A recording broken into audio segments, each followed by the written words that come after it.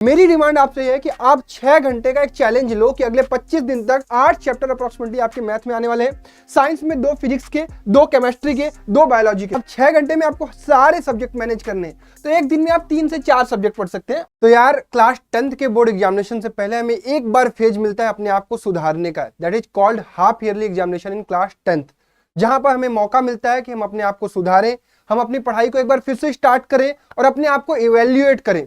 तो यार ये क्लास 10th का जो हाफ ईयरली का एग्जामिनेशन हर स्कूल में होने वाला है, आपके स्कूल में कब होने वाला है मुझे आपका जानना है। यानी मैंने देखा है मेरे ऑफलाइन के बच्चे 15 सितंबर डेट बता रहे हैं, आपका कब होने वाला है एक बार कमेंट करके मुझे बताइए, और उसकी तैयारी कैसे करनी है ये वीडियो आपको बहुत प्रॉपर समझाने वाला है। अगर आपको ये वीडियो पसंद आएगा तो मेक श्योर इसको लाइक करेगा। वीडियो में हम क्या क्या डिस्कस करने वाले हैं इसको मैं आपको एक बार समझा देता हूं। सबसे पहले जो आपका एक्सपेक्टेड डेट है, कुछ मैं बातें आपको बताऊंगा। सिलेबस क्या होने वाला है अप्रोक्सीमेटली हर क्लास में, मतलब हर बच्चे के लिए, और स्टडी मटेरियल हमें क्या क्या यूज करना है इसकी प्रिपरेशन के लिए। उसके बाद जो आपका हाफ ईयरली का एग्जामिनेशन पैटर्न होने वाला है वो सीबीएसई का पैटर्न फॉलो करने जा रहा है, तो उसको हम किस तरीके से फॉलो कर सकते हैं। उसके बाद हर सब्जेक्ट का मैं बताऊंगा। उसके बाद नोट्स आपको किस तरीके से बनाना है और प्रॉपर स्ट्रेटजी आपकी क्या रहने वाली है, और स्ट्रेटजी को फॉलो करने के लिए आपको शेड्यूल किस तरीके से बनाना है, इसके बारे में हम डिस्कशन कर रहे होंगे। तो मेरे प्यारे बच्चों, सबसे पहले आपसे एक छोटी सी रिक्वेस्ट है कि मेक श्योर आप हमारा टेलीग्राम चैनल ज्वाइन कर लें, क्योंकि ये वाली स्ट्रेटजी और शेड्यूल का जो पीडीएफ होगा मैं इसी टेलीग्राम में अभी अपलोड कर दूंगा, तो आप वहां से जाकर डाउनलोड कर लेंगे। और हमारा एक एप्लीकेशन है दैट इज रैंकस एनटीएससी, वहां से जाकर आप हमारा एप्लीकेशन डाउनलोड कर सकते हैं। वहां पर बहुत सारे बैचेज आते रहते हैं, वहां पर आप एनरोल कर सकते हैं। अब मैं आपसे सबसे पहले ये डिमांड करता हूं कि अगर आपका एग्जामिनेशन 15 सितंबर से होने वाला है तो अप्रोक्सीमेटली आपके पास 25 दिन है। लेकिन आप इस 25 दिन में क्या कर सकते हो? अभी आप फिलहाल क्या कर रहे हो कि स्कूल से आने के बाद 1-8 घंटे ऑनलाइन पढ़ रहे हो और 1-2 घंटे आप अपने से पढ़ रहे हो।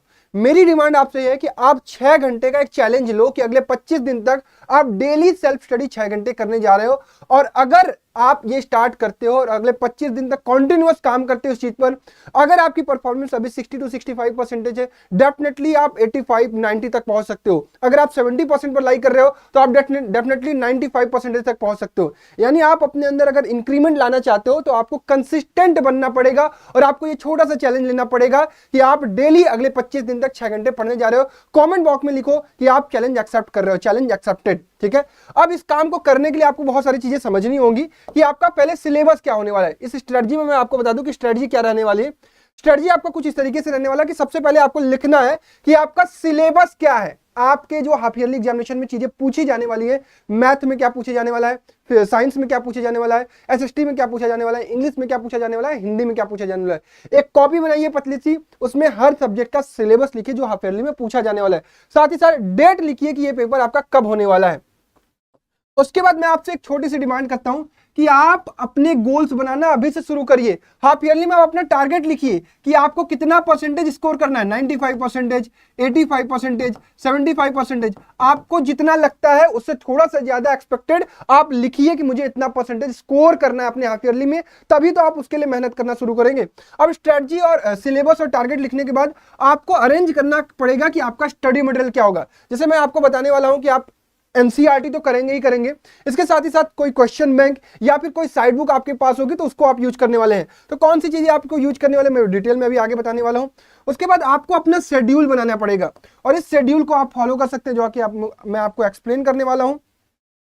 Format of CBSE sample paper आपको पता होना चाहिए कि यार आपके स्कूल में जो पेपर होने वाला है क्या वो 40 नंबर का स्कूल कराने जा रहा है कि 80 नंबर का। अगर 80 का कराने जा रहा है तो आप अपने स्कूल से टीचर से पूछिए कि सर क्या आप सीबीएसई वाले जो सैंपल पेपर दिए गए इस साल के 2023-24 के, जो कि आपको सीबीएसई की वेबसाइट पर मिल जाएंगे, आप वहां से डाउनलोड कर सकते हैं, क्या उस फॉर्मेट पर कराने वाला है। मेक श्योर कि आप इसको कंफर्म करें। कंफर्म करने के बाद आपको यह करना है कि आप अब इसके बाद अपनी पढ़ाई स्टार्ट करेंगे, शेड्यूल बनाएंगे और काम करना शुरू करेंगे। आइए थोड़ा सा पीछे चलते हैं। अब मैंने आपसे कहा कि आप सिलेबस लिखिए। अब आप अप्रोक्सीमेटली देख रहे होंगे कि 8 चैप्टर अप्रोक्सीमेटली आपके मैथ में आने वाले हैं। साइंस में 2 फिजिक्स के, 2 केमिस्ट्री के, 2 बायोलॉजी के शुरुआत चैप्टर आने वाले हैं। सोशल में अगर मैं डेफिनेटली मानूं तो 2 हिस्ट्री के, 3 ज्योग्राफी के, 3 पॉलिटी के और 2 इकोनॉमिक्स के। वेरी कर सकता है हर एक बच्चों का। अब आपने सिलेबस लिख लिया, अब आपको पढ़ना शुरू करना है। जब आप पढ़ने जाएंगे ना तो आप अगर जैसे मान लीजिए रियल नंबर की बात करें, अगर आपका रियल नंबर तैयार है, आपको बहुत ज्यादा मेहनत नहीं है, तो बस आप इस पर टिक कर दीजिए कि ऑलरेडी प्रिपेयर्ड। आपको क्या बाकी है यहाँ पर, रिवीजन। अब ये रिवीजन के लिए आपको ज्यादा से ज्यादा 1 से 1.5 घंटे लगेगा। जब आप रिवीजन कर लेंगे तो इस पर भी टिक कर लेंगे। यहाँ पर देखेंगे सिलेबस लिखेंगे, क्या सिलेबस कवर्ड है। अब इसके बाद नेक्स्ट चैप्टर है पॉलिनोमियल। अगर आपका ये कवर्ड नहीं है तो आपको इस पर टिक नहीं करना है, अब आपको इसको भी कंप्लीट करना है, इसको शेड्यूल में हम डालेंगे। इसी तरीके से जैसे आपने मैथ का बनाया, इसी तरीके से साइंस का और इसी तरीके से एसएसटी का, सेम इसी तरीके से आपको इंग्लिश और हिंदी का भी करना है, और इसके अलावा भी कोई अगर एडिशनल सब्जेक्ट है तो उनका भी करना है। ये काम आपको सबसे पहले करना है इस प्रिपरेशन में। उसके बाद जब आप स्टडी मटेरियल की खोज में निकलेंगे तो आपके पास सबसे पहली चीज होती है एनसीईआरटी और आपका खुद का नोट्स। इसके अलावा आप प्रैक्टिस करने के लिए आपको चाहिए होती है साइड बुक, या तो प्रीवियस ईयर क्वेश्चन वाली बुक या तो प्रीवियस ईयर पेपर वाली बुक। तो इसके लिए आप क्वेश्चन बैंक ले सकते हैं, जैसे ओसवाल का क्वेश्चन बैंक अगर आप लेते हैं तो उसमें सारे कंटेंट आपको एक ही जगह मिल जाएंगे। चाहे मैं बात करूं माइंड मैप की बात करूं, चाहे मैं बात करूं क्वेश्चंस की बात करूं, चाहे मैं बात करूं पिछले 4 से 5 साल या 10 साल के क्वेश्चंस की बात करूं जो प्रीवियस ईयर के पेपर्स में पूछे गए हैं, तो वहां से आपको चीजें मिल जाएंगी जिसको आप यूज कर सकते हो एज अ प्रैक्टिस करने के लिए। तो एक बुक में आपका सारा काम हो जाएगा, तो ये चीज आप परचेज कर सकते हैं या कहीं से भी ले सकते हैं। इसके बाद अब आप पेपर का पैटर्न समझिए। अगर आप हाफ ईयरली में देने जा रहे हैं पेपर, तो आपको पेपर का पैटर्न तो पता होना चाहिए ना यार कि पेपर किस फॉर्मेट में आने वाला है, कौन से सवाल ज्यादा आने वाले हैं, 2 नंबर के सवाल कितने आएंगे, 3 नंबर के सवाल कितने आएंगे, 4 नंबर के कितने आएंगे। क्योंकि इसी हाफ ईयरली में आप अपने आप को चेक करने जा रहे हो कि आपको पेपर अटेम्प्ट कैसे करना है, ताकि आपका टाइम मैनेजमेंट पर भी हाथ बन जाए। तो मैथ का फॉर्मेट कुछ इस प्रकार से है, साइंस का कुछ फॉर्मेट इस प्रकार से है, इसके बाद सोशल का भी कुछ फॉर्मेट इस प्रकार से है, जिसको मैं अलग अलग वीडियोस में अभी एक्सप्लेन करने वाला हूं कि हाफ ईयरली में हर एक सब्जेक्ट के लिए आपका क्या सिलेबस और क्या स्ट्रेटजी रहने वाली है। ये वीडियो पर अगर 1000 लाइक आते हैं तो मेक श्योर कि मैं आप सभी लोगों के लिए हर सब्जेक्ट के लिए अलग अलग स्ट्रेटजी भी बनाने वाला हूं।